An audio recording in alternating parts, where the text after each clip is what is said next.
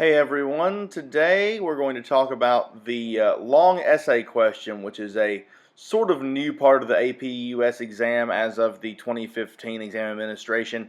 There have been longer expository essays on the exam before, but the format has changed a little bit. This video is intended to give you an introduction to what you should write about, what the College Board is looking for in a long essay question, and we'll talk about some strategies on how to write a good one.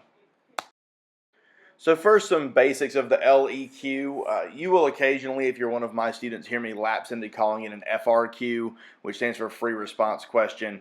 The old APUS exam had 2 free response questions on it that each student had to write every year, but you only have to write 1 LEQ on the exam. Now, you get to choose from 2 different questions, so they'll give you 2 and you pick 1 and you write it. The 2 questions will deal with completely different time periods, completely different topics, but we'll ask you to utilize the same historical thinking skills, such as comparison or analysis of continuity and change over time. We'll talk more about that in a slide or 2. The LEQ counts 15% of your exam grade. You'll have 35 minutes to write it. The suggestion from the College Board and from me would be take about 5 minutes to sketch out an outline and a thesis statement, and then take 30 minutes to actually write the essay. The LEQ and the DBQ are what comprise part 2 of the exam. It does not matter in which order you write those 2 essays. You can write the DBQ first, you can write the LEQ first. The reader will find your essay in the booklet regardless of in what order you write those. So that's some basics of the format. Now we'll talk a little bit about how to actually going about writing it. So a good LEQ has to include all of these things. First, argumentation, which is sort of a fancy way of saying the thesis.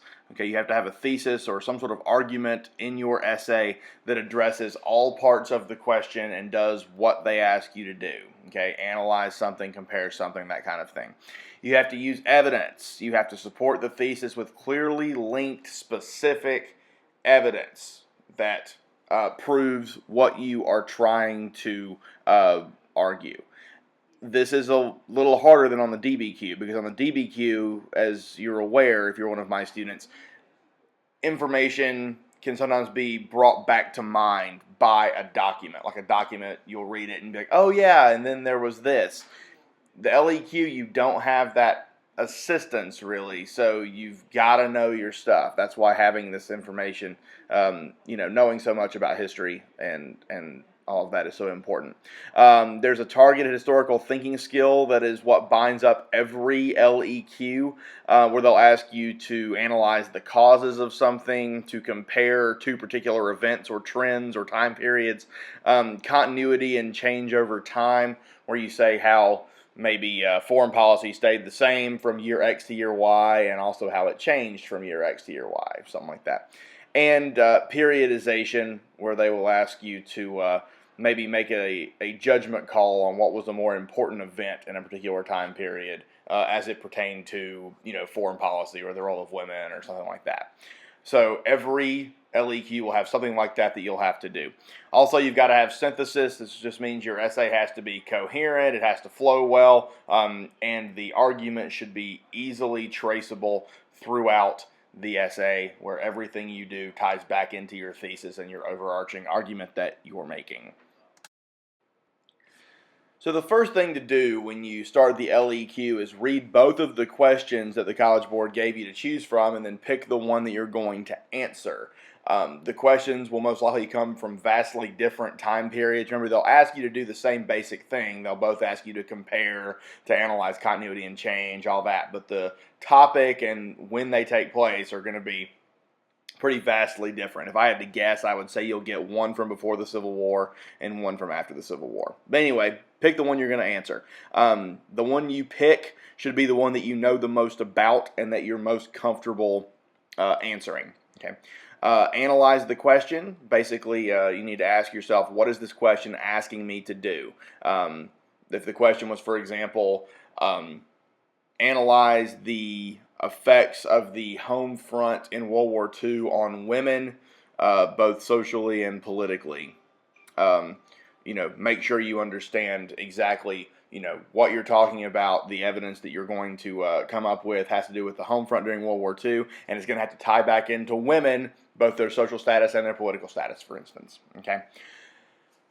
Organize your evidence. The best thing to do is probably do a chart. So in that case, you might have one, column for social, one column for political, and then just list as much stuff as you can think of, basically, and then refer back to that chart as you're writing your essay to make sure you're working enough evidence in.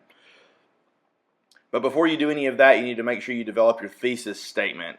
You can do this in that 5 minutes before you start writing. In addition to planning and coming up with evidence, you can start sketching out a draft of a thesis statement. Make sure you take a stand in your thesis statement. So in this imaginary World War II home front question, you don't want to just say the home front in World War II had effects on women both socially and politically. Okay, yes, it had an effect, but you didn't answer the question. You didn't take any kind of stand. You might want to say, while there were political impacts for women on the home front in World War II, socially they gained much more, as you can see through them getting jobs and working outside the home, etc. Just make sure you're taking some kind of stand, like there was, this was more than this, or this was more important than this, that kind of thing. Once you've written your thesis, reread it and make sure it answers all parts of the question and then it ties directly back into the question. Because if you don't have a good thesis statement, your whole essay is going to be fairly flimsy. As an AP reader, I can tell you right now, right or wrong, that after reading your introductory paragraph and your thesis, the reader is going to pass judgment on your essay. And if that judgment is low, it's going to be very, very hard to rise above that. Okay, you get one chance to make a first impression on this essay, so make sure that your thesis statement answers all parts of the question, takes a stand, is relevant, and lays out how your essay is going to go. Okay, be very, very careful about that because it is so important. I can't overstate that. Once you've done all your planning, it's time to start writing the essay. So first, obviously, you're going to write the introductory paragraph. You want to include a little bit of context and background information. This sort of leads up to your thesis statement that introduces the topic that you're going to be writing about. This doesn't need to be more than a sentence or two. You don't want to go into too much detail in your thesis statement. But then you're going to put your thesis there, and after your thesis, you can also include a very brief overview of the evidence that you're going to review. You don't want to go into a lot of detail, like I already said, but to give a bit of a blueprint or an outline of what you're going to be covering in your essay, that's totally fine to do. Then you'll write your body paragraphs. Make sure you're explaining how historical evidence that you're talking about is connected back to your thesis or your argument, how it supports your argument, for instance. And then make sure that at least one of your body paragraphs utilizes the historical thinking skill they want you to use: comparison, causation, change over time, that kind of thing. So just make sure you're doing all of those things as you write your essay. Some of the things to keep in mind as you're writing your essay, make sure, and this really applies to any essay, not just the LEQ, but any APUS essay or history essay. Use the third person. Don't say I, don't say we in any case. Never say I believe that. Doesn't matter, okay? It doesn't matter what you believe, so to speak. So just use third person. Use past tense. We're talking about history, after all. So don't say Abraham Lincoln is assassinated. Say that he was. All right. Don't use absolutes. Very few things in history are absolute, so avoid words like all, none, always, never, that kind of thing. It's okay, and in fact encouraged, to anticipate counter-arguments. What I mean there is it's okay to acknowledge in your essay that it's a complex issue and that you could see it the other way, but you're trying to say that your stand that you've taken, is the better one. So you can say, while it is true that X, Y is the better historical argument, for instance. So if you acknowledge both sides of the issue while still making a clear argument for your side, that shows a lot of complexity that a lot of essays are not going to have. Make sure you're objective. Don't show overt patriotism. Don't let your politics show. That kind of thing, because who knows how the reader is going to react to that. And then in the conclusion, make sure you reiterate your thesis and just hammer home how you argued that your thesis is the correct argument and how you supported it throughout the essay. Here is a boilerplate LEQ rubric. At the reading, there'll be rubrics that address the specific question you're answering, but this is a basic rubric that all LEQ rubrics will follow. So the thesis is worth 1 point. The support for your argument using your evidence and then tying it back into the thesis is worth up to 2 points. In order to get the second point, you have to very clearly explain how the evidence supports the thesis. The application of your historical thinking skill is worth 2. To get the second point, you need to not only describe examples that illustrate whatever skill that you're being asked to utilize, but analyze it and show comparisons or change over time, that kind of thing. And then synthesis is worth 1 point. That just means that, again, your essay flows clearly, that everything ties back into the thesis, and that you've made a nice, neat argument that holds throughout your essay.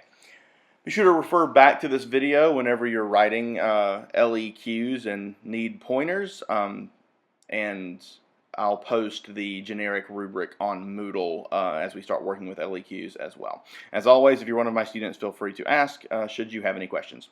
Cheers!